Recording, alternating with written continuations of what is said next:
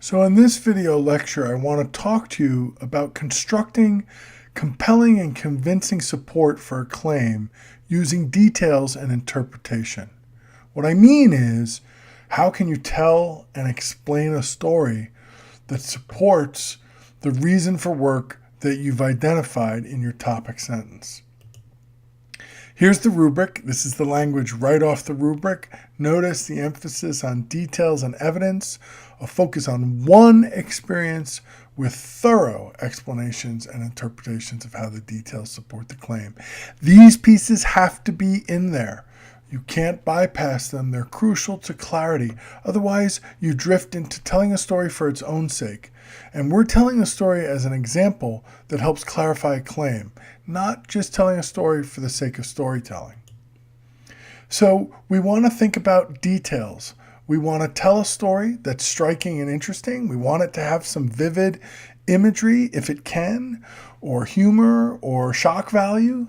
But we want to stick to only the relevant details, only the details we need to support the claim that we're making. We don't want to digress into just a cool story, which is a wonderful thing to do, but we're trying to do analytical, academic, and professional writing. So storytelling is now a tool of argument and has to be contained by and framed by a clear relationship to argument. So let's talk about what interpretation means. When we talk about interpretation of details, what we mean is that in your paragraph, as you're presenting this story, you're explaining why you're telling the story. You're interpreting as many of the individual details as possible so you don't risk losing a reader who says, why am I being told this? And finally, most importantly, you're answering the question, how does this story I'm telling and each detail in it support my claim? You have to connect back to the claim. Let's look at how Sarah does this in the first body paragraph of the sample essay. So here on the screen we have her claim, and as you can see, it's about a specific incident where she defends the Lego pirate, and what she thinks that tells her about her reason for work is challenging her social limitations to prepare for the future. I think she's kind of sneaking two reasons in there, but that's okay. The idea of challenging her social limitations is powerful. Some students who've read this have also suggested to me it's actually becoming more assertive is really her reason for work here. But I think she had already used that in introducing her specific example, and so wanted to go with a different kind of phrasing. Either way, it's still a solid topic sentence. And more importantly, our mission now is to tell a story that supports it. So let's see how Sarah does that. First of all, she sets the stage. So she doesn't just jump immediately into the specific story about the Lego pirate. She actually spends a couple sentences to talk about her own social limitations, as she was introverted and wasn't sticking up for herself and would lock up. So she's taken 2 or 3 sentences to say, here's the background, here's the setup to the story. When we get to the actual story, which is in the next part of the paragraph, you will see that the story is pretty short. I think it's only 4 or 5 sentences. And she quickly gets to that dramatic moment of clapping and saying off. And that's the detail that sticks with you.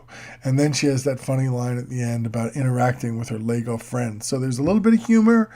There's some dynamism in the imagery. We've got that sound imagery, that auditory imagery of off. Really, really good stuff. So she has set up the story, and then she moves into telling the story.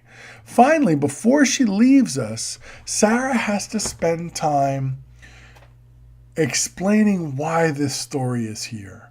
And so after she's told the story, she carefully spends another 2 or 3 sentences talking about how this improvement wouldn't have been possible if she hadn't been working at Legoland.